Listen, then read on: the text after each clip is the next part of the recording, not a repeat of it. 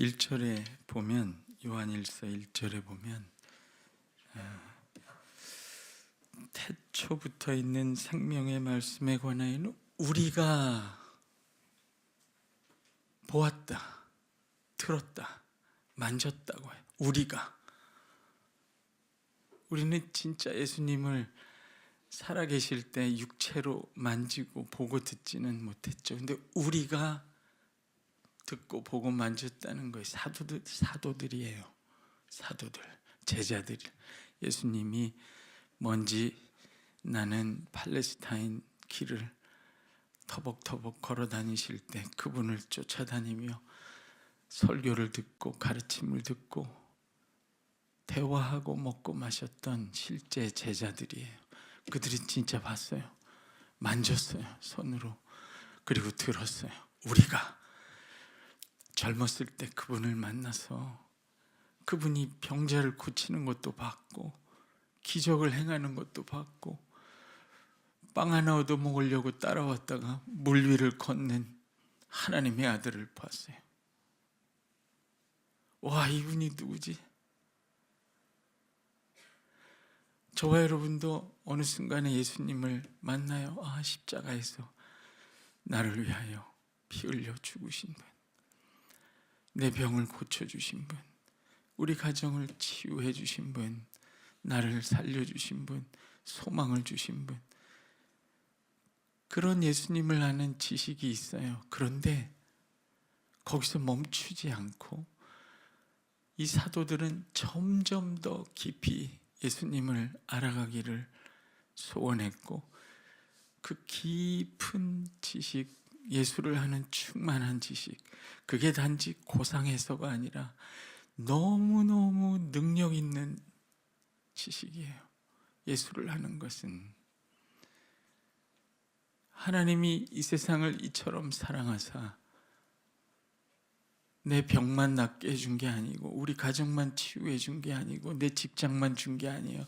하나님이 세상을 이처럼 사랑하사 독생자를 주셨으니, 그러므로 그 독생자 그 아들을 받고 그 안에 있는 모든 풍요한 것을 소유하고 누릴 때, 여러분 찬송한 대로 이 아침에 저와 여러분은 말로 다 할 수 없는 하나님의 사랑을 경험하게 됩니다. 아멘 하실 차례예요. 근데 이 베드로나 요한이 예수님을 따라다니면서 젊었을 때 예수님을 만났는데, 제가 베드로 전서도 연구해보고 요한일서도 연구해봤는데 놀라운 사실을, 제 마음에 감동이 되는 사실을 발견했어요. 이분들이 남긴 서신을 보면 예수님에 대한 깊은 이해와 지식에 이들이 도달했구나 하는 생각이 들어요. 그건 뭐냐면요, 젊었을 때 내가 만났던 예수님, 한 번 알았던 예수님, 그러나 다 이해되지 않는 예수님을 나이 들어서까지 끝까지 신앙의 연륜이 지나면 지날수록 그냥 익숙한 종교 생활이 아니라 더 그분을 깊이 알아가고 싶어 했다는 거예요. 그게 고상해서가 아니라 여러분, 그거보다 능력 있는 일은 없고 그거보다 이 세상에 더 큰 소망이 되는 일은 없어요. 베드로를 보세요. 베드로가요, 예수님을 너무 잘 알았습니다. 주는 그리스도시요 살아계신 하나님의 아들이라, 그런 고백을 할 정도의 귀한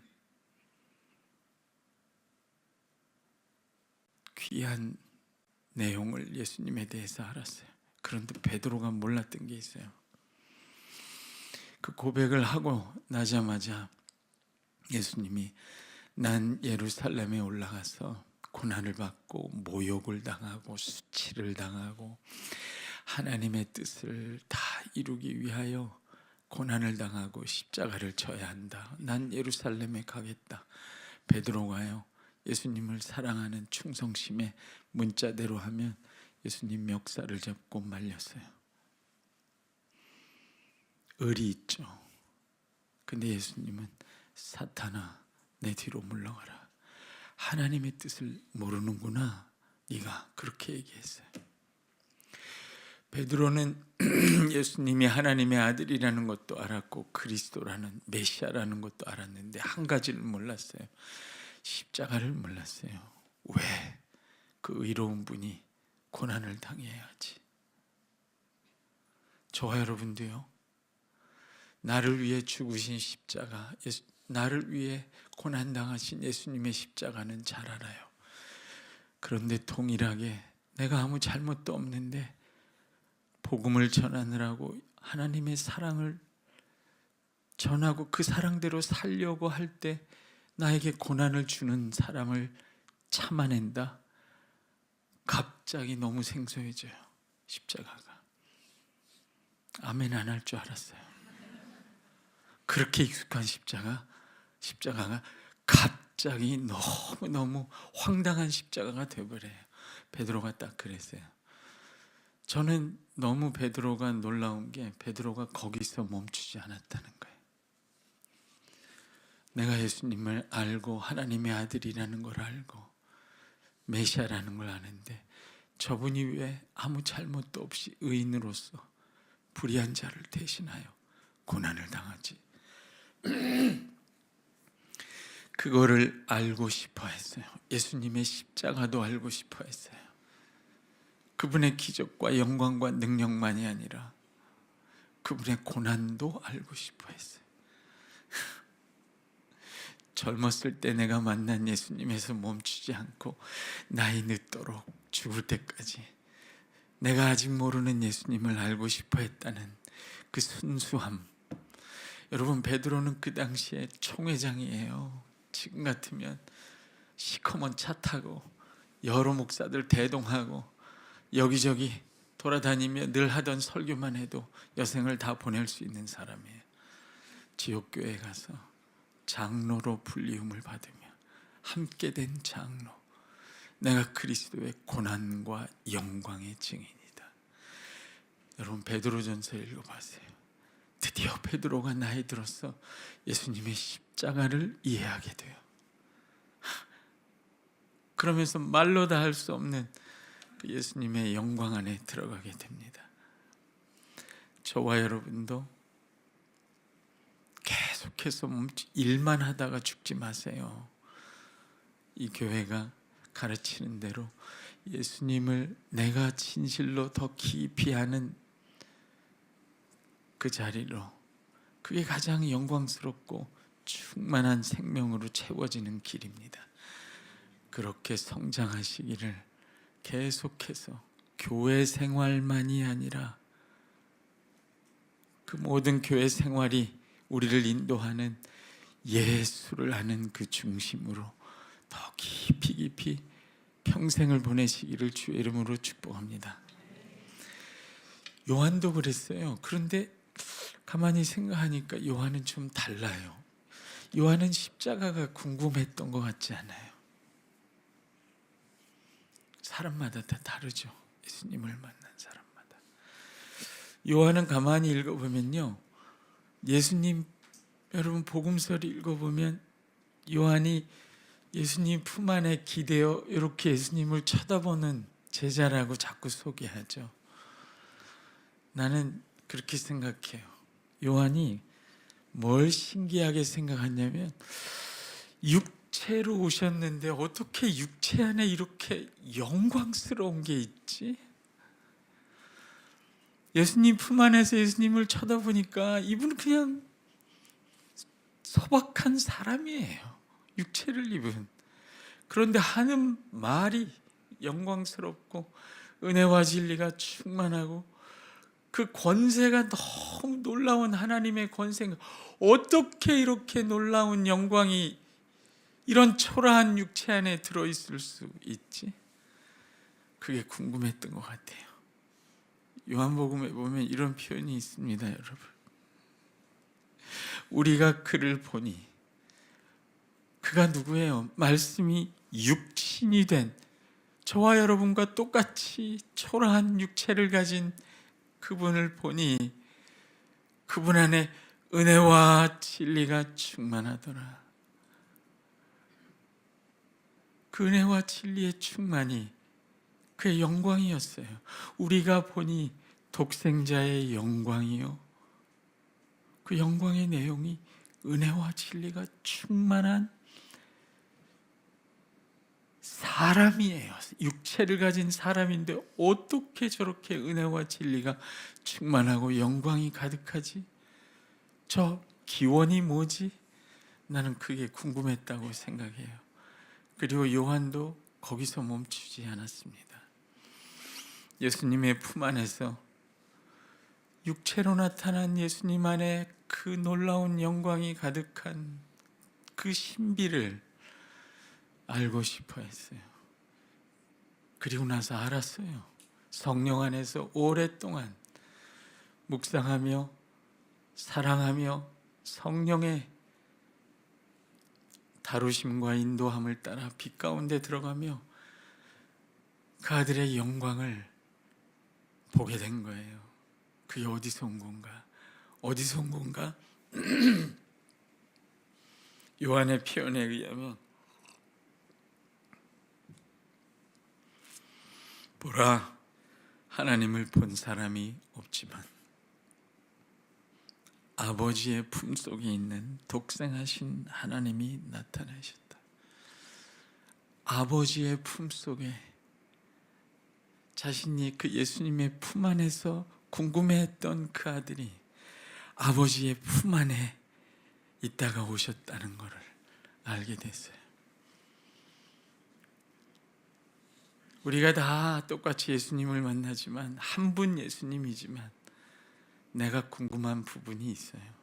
그런 것들을 멈추지 않고 끊임없이 알아갈 때 교회는 이 각자 다른 사람들이, 지체들이 만나고 풍성하게 깨닫고 누리게 되는 예수 그리스도의 풍요함으로 충만하게 됩니다. 교회는 그리스도의 충만이에요. 그 영광의 충만이에요. 각자가 그 그리스도의 아름다운 면모를 다 아름답게 드러내는 놀라운 새로운 피조물이에요. 그래서 요한은 우리가 다 알지 못하는 그 아들의 영광스러움, 놀라움, 그 기원을 알 수 없는 영광스러움에 대해서 설명합니다.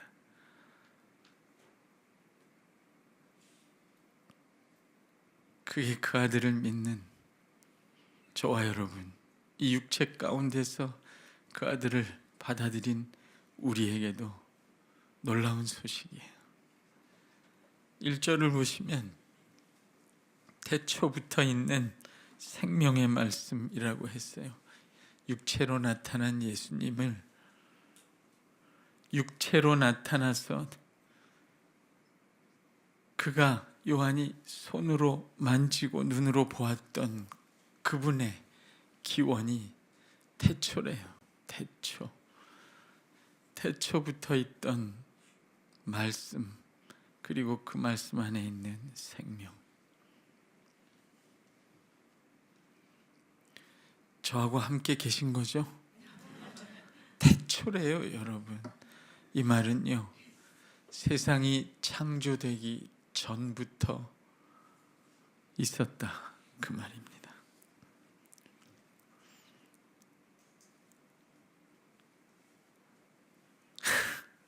세상이 창조되기 전부터 있던 말씀, 하나님이 그 말씀으로, 이거 보세요, 저나 여러분이나 가장 우리를 힘들게 하는 게 세상이에요. 근데 내가 믿고 내 안에 계신 예수님은 그 세상이 창조되기 전부터 계신 분이에요.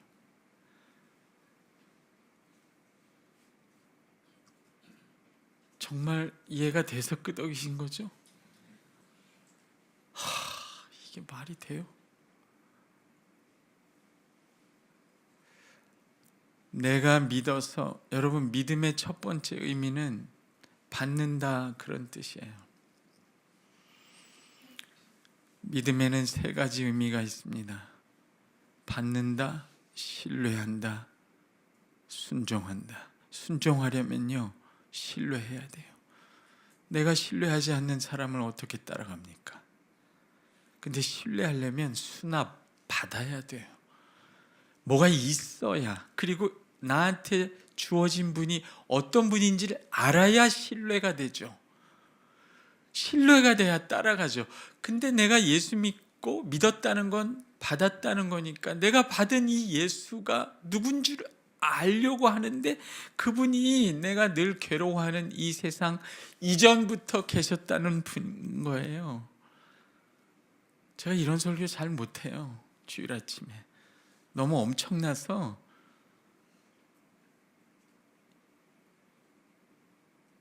근데 이제 은퇴가 가까우니까 그냥 하기로 했어요. 이거 언제까지 뭐 아껴두고 그럴 것도 없다. 성도들은 알아듣는다. 여러분 안에 계신 분이 여러분과 제가 늘 고통스러워하는 이런 세상이 창조되기 전부터 계신 분이랍니다. 아멘 하셨어요. 기가 막힌 일이에요. 그러면 세상이 큽니까? 세상 이전부터 계셨던 이 말씀, 하나님이 이 말씀으로 세상을 창조한 이 말씀이 더 큽니까? 어느 게 더 큽니까? 세상이 더 큽니까? 아니면 세상이 그로 말미암아 지음받은 그 말씀이 더 큽니까? 여러분 안엔 세상보다 크신 분이 계세요. 세상이 무서우세요? 무서울 수가 없어요. 그렇게 하면. 요한일서 4장 4절 한번 읽어보세요. 요한일서 4장 4절에 다 같이 읽어봅시다. 시작.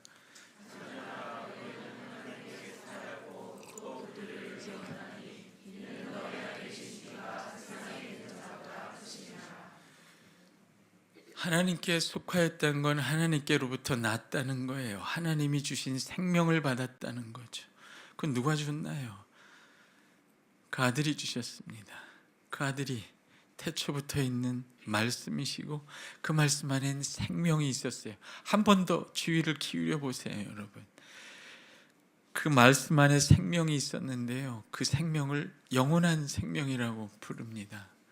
근데 그 생명이 말씀 안에 있었다면, 세상 이전부터 있었다면 그 생명은 피조된 생명이 아니에요. 이 세상 이전부터 있던 생명입니다. 그걸 여러분이 가지셨어요. 저는 여러분이 아멘 해도 잘 안 느껴져요. 이건 신비예요. 기독교는 원래 신비예요. 이해가 되지 않지만 경험이 돼요. 경험은 돼서 아멘 하는데 이해는 안 되는 거예요.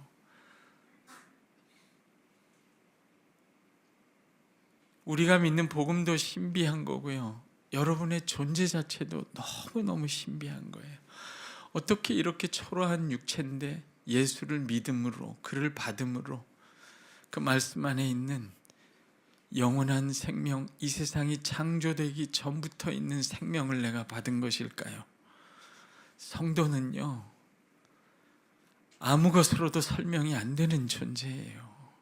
예수님을 봐야만 설명이 돼요. 예수님처럼 피 흘리고 고통당하는 육체 안에 그 영원한 말씀이 육신이 되신 분이에요. 여러분도 비슷해요. 여러분을 우습게 보지 마세요. 세상이 여러분을 보는 대로 보지 마세요. 집에 가서 거울 다 아니야. 거울. 성경을 보세요. 그게 여러분이 누군지를 알려줘요. 거울 보면 낙심해요. 은행 통장 봐도 낙심하고. 성경을 보세요. 여러분은 말씀으로 창조된 존재들이고, 말씀을 받아들여서, 말씀이신 예수님을 받아들여서 그 말씀 안에 있는 영원한 생명을 얻은 자예요. 그 생명은 세상 이전부터 있던 생명이랍니다. 제가 이런 놀라운 얘기를 이렇게 차분하게 하는 나 자신도 너무 이상해. 그러면 어떻게 돼요, 여러분? 여러분 안에 그 말씀 안에 있는 영원한 생명이 여러분 안에 있다면, 그리고 그 생명은 이 세상이 창조되기 전부터 있던 영원한 생명이라면, 이 세상이 다 없어져도 여러분 안에 있는 그 영원한 생명은 없어지나요? 안 없어지나요? 그래서 여러분 영원히 삽니다. 세상을 다 잃어도 여러분은 아무것도 잃은 게 없어요. 뭐 울고불고 하겠죠. 아무것도 없어요. 이 세상에서 뭘 하나 얻어도 여러분이 이미 받은 그 영원한 생명에 더할 것도 없어요. 더 영광스럽지도 않습니다. 그러니 세상을 잃어도 낙심할 일이 없죠. 세상을 얻어도 교만할 일이 없어요. 세상이 감당 못하는 사람들이 됩니다. 2절에 보면 이 생명이, 세상이 지음받기 전부터 있던 이 생명이 나타났답니다. 이럴 수가 있습니까? 세상이 창조되기 전부터 있던 생명이 세상 안으로 들어왔대요. 기독교는 신비해요. 이해가 안 돼요, 여러분. 그걸 만지고 보고 듣고 믿음으로 받아들임으로 경험될 뿐이에요. 그 신비가. 영원한 생명이 나타났대요. 육체로. 주여. 나타냈는데 보니까 영원한 생명이에요. 2절에 보면 이 생명을 우리가 보았다 할 때 그 보았다는 단어가 정확히 요한복음 20장에 나오는데, 제자들이 부활하신 주님을 보았고 하고 같은 단어예요. 그러니까 이 생명은요, 여러분이 예수 믿고 받은 생명은요, 죽음을 이긴 부활 생명이에요. 죽음을 이긴 부활 생명이에요. 아유, 올 추석 때 회사에서 나한테 정관장을 줄까? 안 줘도 아무 상관없어요. 받으면 그거 없는 사람 갖다 주세요. 갖다 줄 사람 없으면 영원한 생명을 얻었어요. 여러분, 영원한 생명을. 아침에 비타민 10개씩 먹어도 늙어져요. 사도 바울이 뭐라고 얘기합니까? 고린도후서 4장 한번 보십시다. 16절에. 고린도후서 4장 16절에 봅시다. 다 같이 읽어봅시다. 그러므로 우리가 낙심하지 아니하노니 우리의 겉사람은 낡아지나 낙심할 일이 없어요. 낙심할 일이 있을 수 있죠. 육체는 아직 죄와 사망 가운데 있어요. 그러나 여러분의 심령은 그 아들을 통해 영원한 생명을 받았는데, 그 영원한 생명은 이 땅에서 죽음을 이긴 부활 생명이에요. 이게 복음입니다. 초기 교회와 중세 교회 수많은 교부들은 십자가의 대속의 복음도 너무너무 귀하고 놀라운 복음이지만 부활절을 굉장히 중요하게 생각했어요. 아마 그 당시에는 병이 많아서 아이를 낳으면 10명 중에 7, 8명이 죽었어서 그럴지도 몰라요. 죽음이 편만한 이 땅에서 예수 그리스도의 부활을 소개하면서 사망이 눈이 멀어서 부활의 주, 생명의 주를 삼켰다. 사망이 교만해서 이 사람 저 사람 죄인들을 삼키다가 생명의 주를 삼켰다. 반석이신 그분을 삼켰다. 소화가 되어 반석을 삼켰는데, 그 반석, 영원한 생명의 주가 사망의 위장을 찢고 배를 찢고 나와서 사망이 사망한 사건이 예수님의 십자가와 부활 사건이에요. 여러분은 사망이 사망해버린 인생을 살고 있어요. 그 부활 생명이 우리 안에서 날로 새로워집니다. 여러분, 날로, 시간이 지날수록 새로워지는 게 어디 있어요? 이 세상에 전부 다 낡아지고 썩어져 갑니다. 그러나 우리의 심령은 죽음을 이긴 부활 생명으로 날로 날로 어린아이같이 새로워집니다. 그 우리 안에서 죄와 사망을 이긴 부활 생명이요, 날로 저와 여러분의 심령을 새롭게 하다가 그분이 나타나시는 날 저와 여러분의 육체까지 죄와 사망에서 꺼내요 영광의 몸으로 부활시킵니다. 그게 기독교예요.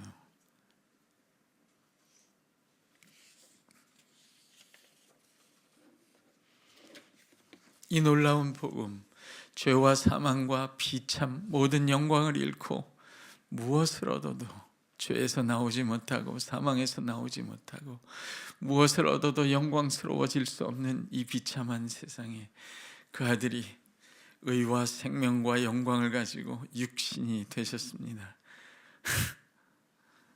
우리 같은 육체 안으로 걸어 들어오셨어요. 이레니우스라는 교부가 이런 이야기를 했습니다. 하나님이 사람이 되신 것은 사람이 하나님처럼 하나님의 생명과 영광에 참여하게 하려 하심이라. 아멘 하셔도 돼요. 하나님이 또 이렇게 얘기했어요. 하나님이 사람 안으로 걸어 들어오신 것은 사람이 하나님 안으로 걸어 들어가게 하려 함이라. 와우! 우리 같은 인생이 하나님 안으로 걸어 들어가면, 그의 생명과 영광의 빛과 사랑 안으로 걸어 들어가면 우리 인생은 어떻게 될까요? 바울도 그런 얘기했어요. 그렇게 부요하신 자가 그렇게 가난하게 되시면 우리같이 가난한 자가 그처럼 부요하게 하려 하심이라. 예수님이 하신 모든 사역은 이 단순한 한 사실을 우리가 받아들이도록 보여주시는 끝없는 표적입니다. 여러분, 그 영광의 아들이 말구유에 태어났어요. 말구유에 누워있어요. 말밥통에 누워있어요. 내가 말구유 같은 그런 냄새나고 뻣뻣한 나무조각 아닙니까? 그 안에도 여러분 영광의 아들이 걸어 들어오셨어요. 그분이 골고다에서 십자가에서 달리셨어요. 골고다가 뭡니까? 해골 골짜기예요. 여러분과 저예요. 우리 속 가득한 해골 골짜기에 그 생명의 아들이 거기에 들어오셨어요. 당신 안에.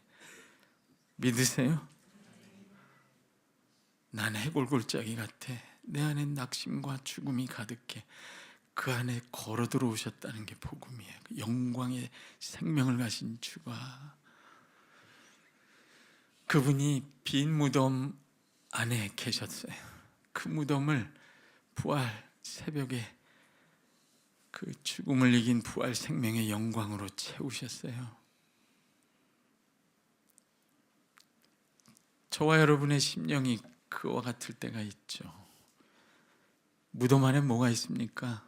쓸쓸함, 슬픔, 허무함, 낙심, 썩어짐, 더러움이 가득한 빈 무덤 같은 내 안에 그분이 부활 생명으로 거하고 계세요. 육체로 오셨어요. 병들고 쇠약하고 나약한 내 육체 안에 그분이 육체로 오시면 육체뿐인 우리가 그 영원한 말씀의 생명과 영광을 받게 하게 하심입니다. 요한일서 5장 13절을 한번 보세요. 다 같이 읽어봅시다. 시작. 내가 하나님의 아들임을 믿는 너에게 이것을 쓰는 것은 너희로 하여금 너에게 영생이 있음을 알게 하려 함이라. 저 본문을 잘 보세요. 우리가 찬양도 하고 아는 것 같죠. 그런데 오늘 찬양 너무 제 마음에 와닿은 내용이 있어요. 그 아들이 그 영원한 생명을 가지고 우리가 믿었으니까, 믿었다는 건 받아들였다는 거고요. 그렇죠? 받아들였으면 있겠죠. 믿음은 수납이니까 하나님만이 주실 수 있는 걸 받는 능력이 믿음이에요. 입이 있어도, 귀가 있어도, 눈이 있어도, 듣고 보아도 믿음이 없으면 받아들일 수 없어요. 근데 믿음으로 내가 그 아들, 영원한 생명을 받아들였어요. 그러니까 믿음으로 그 아들을 받아들인 사람은 그 안에 영원한 생명이 있습니까? 없습니까? 있는데요. 본문을 보세요. 요한일서 5장 13절에 하나님의 아들의 이름을 믿는 너희에게, 믿었으니까 그 안에 영원한 생명이 있죠. 근데 요한이 이거를 알게 하려고 이 편지를 쓴다는 거예요. 그 뒤집어 말하면 뭐예요? 영원한 생명이 있는데 아파트 값 3억 4억 떨어졌다고 세상 망한 것처럼 생각해요. 영원한 생명이 있는데 몰라요. 그걸 소유하고 누리고 그것으로 충만해져서 그걸 드러내는 기쁘고 놀라운 삶을 살지 못합니다. 있는데 몰라요. 믿음으로 받아들여서 있는데 그걸 누리지 못하니까 문제가 되죠. 왜 그런지 아세요? 아까 말씀대로 난 그냥 말구유통 같은 존재야. 그건 남보다 내가 제일 잘 알죠. 나는 그냥 해골골짜기 같은 인간이야. 그건 내가 잘 알죠. 나는 그냥 빈무덤같이 쓸쓸한 인간이야. 내가 잘 알죠. 그래서 예수님이 끊임없이 복음이 네가 빈무덤 같아도 그 안에 내가 부활 생명으로 거한다고 말씀하시는 거예요. 이 비유를 가장 적절하게 설명한 본문이 있습니다. 고린도후서 4장 한번 봅시다. 고린도후서 4장 고린도후서 4장 7절에서 12절까지 읽어볼까요? 고린도후서 4장이죠. 우리가 이 보배를 다 같이 합니다. 시작. 우리가 이 보배를 질그릇에 가졌으니 이는 이미 큰 것이야 하나님에 있고 우리에게 있지 아니함을 알게 하라. 우리가 사방으로 웃겼음을 당하여도 쌓이지 아니하며 답답한 일을 당하여도 낙심하지 아니하며 박해를 받아도 버림받지 아니하며 거꾸러뜨림을 당하여도 망하지 아니하고 우리가 항상 예수의 죽음을 몸에 짊어지면 예수의 생명이 또한 우리 몸에 나타나게 하려 함이라. 우리 살아있는 자가 항상 예수를 위하여 죽음에 넘겨짐은 예수의 생명이 또한 우리 죽을 육체에 나타나게 하려 함이라. 이게 저와 여러분이 신자된 비밀을 잘 설명합니다. 보배가 어디에 들어있다고 말합니까? 질그릇에 들어있어요. 대부분은요. 그 질그릇에 온 신경이 다 가 있어요. 여러분 7절을 보세요. 이 보배를 질그릇에 가졌으니 이는 힘이 큰 능력이 어디에서 나온다고 합니까? 그 하나님은 어디 계세요? 보배로 질그릇 안에 여러분 안에 계세요. 어떻게 한 분이 아멘을 해요?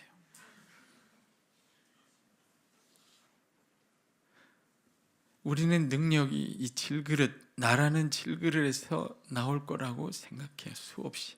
그게 불신앙의 습관이에요.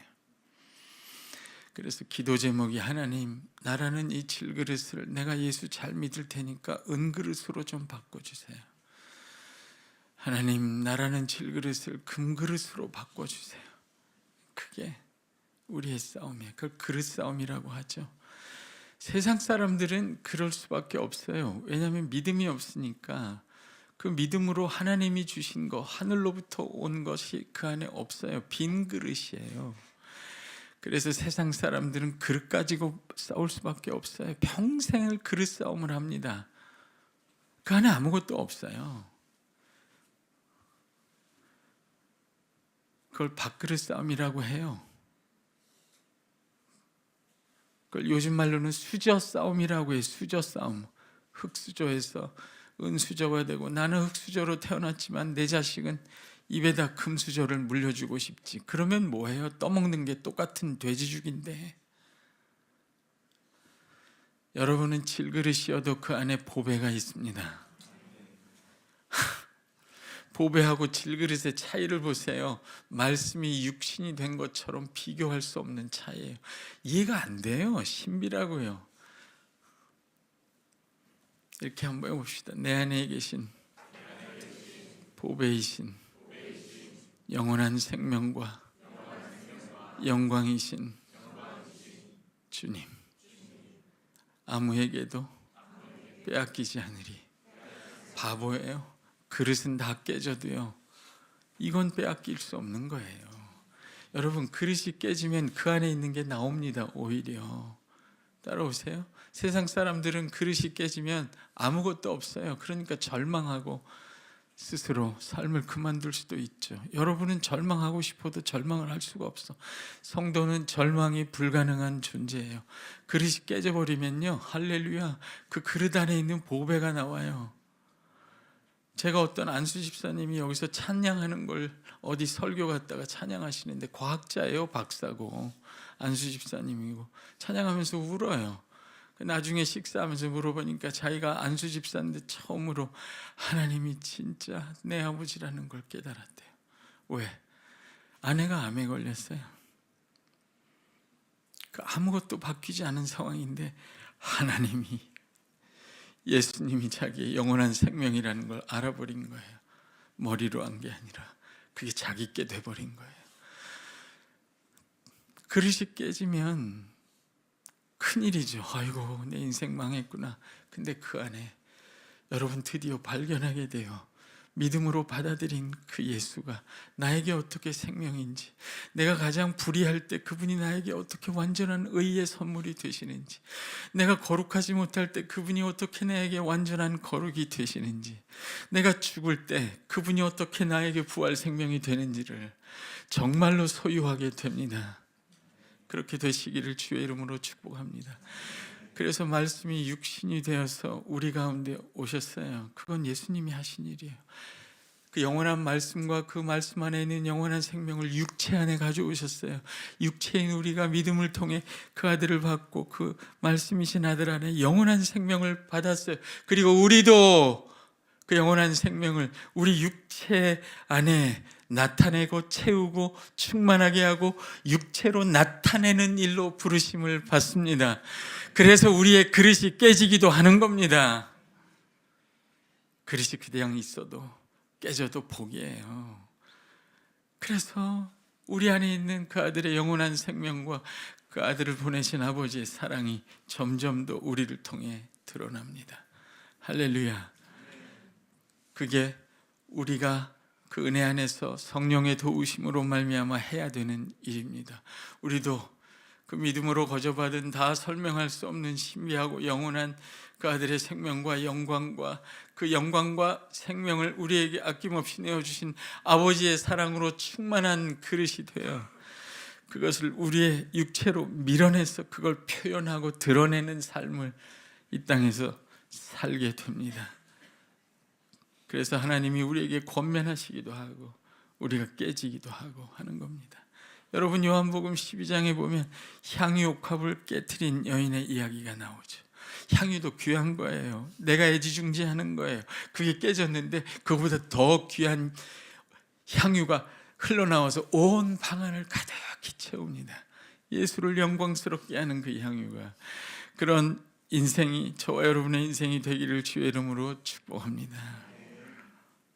초기교회 성도들이 그렇게 살았어요. 그들은요, 전도를 쉽게 할 수 없었어요. 핍박 가운데 있었기 때문에 나가서 물티슈 나눠주고 사형리 나눠줄 수가 없어요. 일단은 물티슈가 없었어요, 1세기에. 그래서 어떻게 했냐면 말로 직접적으로 공개적으로 전도할 수 없으니까 인내했습니다. 악을 악으로 갚지 않고 미워하는 자를 선대하며 저주하는 자를 축복하고 나를 모욕하는 자를 위해 기도하고 심판을 하나님께 맡기고 인내했어요. 가난한 자들을 돌봤습니다. 그러니까 기독교인들은 특별하다 이런 소문이 나기 시작했어요. 콜로기아라고, 지금 말하면 상주호회 같은 거예요.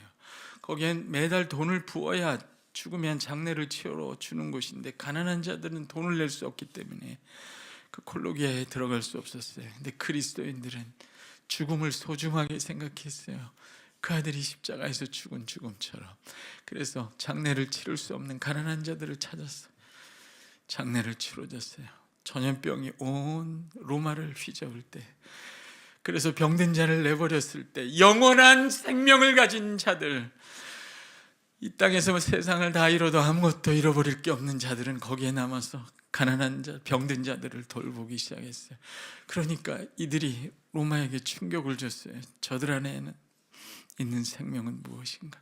저들은 뭘 가졌길래 저렇게 하는가? 도대체 무슨 소망을 가졌길래 저런 사랑으로 사는가? 그걸 어떤 역사학자는 신앙의 아비투스라고 불렀어요. 아비투스라는 말은 헤빗, 습관이라는 말의 라틴어인데요. 신앙이 몸짓이 되는 거예요. 말씀이 육신이 되신 것처럼 우리 안에 있는 영원한 생명이 우리의 육신이 되기까지. 그래서 우리는 매일 모여서 예배하는 거예요. 똑같이 찬양하고 따뜻한 손으로 서로를 잡고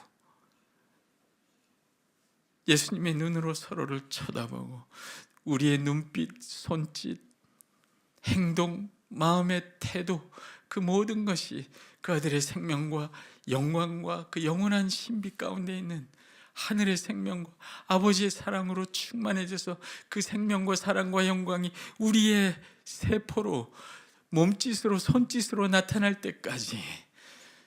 그래서 초기 교회 성도들도 그들의 신앙이 육체로 나타날 때까지 인내하고 예배하고 살았어요.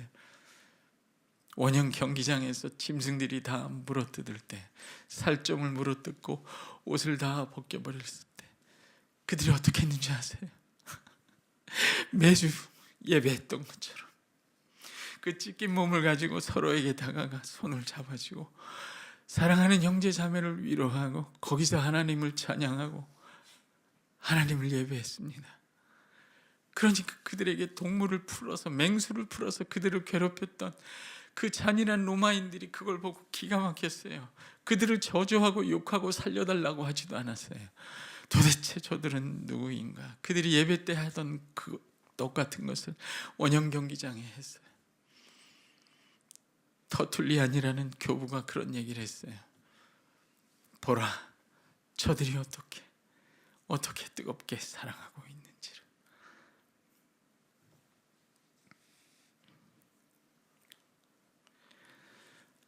하나님의 아들은 육체를 가지고 그 영원한 생명을, 말로 다 할 수 없는 영광, 우리가 잃어버린 생명과 영광과 아버지의 사랑을 가지고 육체로 오셨습니다. 하나님은 하늘에서 사형리를 뿌리지 않았어요. 육체로 오셨어요. 그거는요, 이 비참한 육체밖에 없는 우리가 그분이 주신 믿음을 가지고 말씀이신 그분을 받아들이게 하기 위함입니다. 그래서 이 비참한 육체 안에서도 영원한 영광과 생명과 아버지의 사랑으로 충만해질 수 있는 하나님의 성전으로 살게 하려 하심입니다. 육체로 오셔서 그 육체 안에 영원한 생명과 영광으로 채우신 그 아들이요, 이 비참한 세상, 하나님을 떠난 만물도 결국 그의 생명과 영광과 아버지의 사랑과 빛으로 충만하게 채우실 겁니다. 그때까지 저와 여러분은 끊임없이 그 아들의 생명과 영광과 아버지의 사랑을 우리 육체 안에 채우고 우리 육체로 밀어내는 일을 해야 합니다. 그래서 서로를 보는 눈이 따뜻해지고 그리스도의 긍휼의 눈빛으로 서로를 쳐다보는, 따뜻하게 손잡아주는, 살아있는 그 예수의 생명이 육체로 나타나는 살아있는 교회가 되시기를 주의 이름으로 축복합니다. 기도하겠습니다. 살아계신 하나님 아버지, 우리를 버려두지 아니하시고 생명이신 그 아들을 알게 하시고 소유하고 누리게 하시는 빛이신 성령 하나님 보내주심을 감사합니다. 성령 하나님, 이 시간 각 사람의 심령에 하나님께서 믿음을 통해 은혜로 주신 그 아들의 영원한 생명이 이들의 것이 되게 하여 주옵소서. 내 것이 되게 하여 주옵소서. 그 아들의 영원한 영광이 내 것이 되게 하여 주옵소서.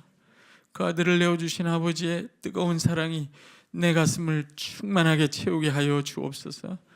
우리 주 예수 그리스도의 생명과 영광이 이 주의 몸된 교회 충만하게 하여 주옵소서.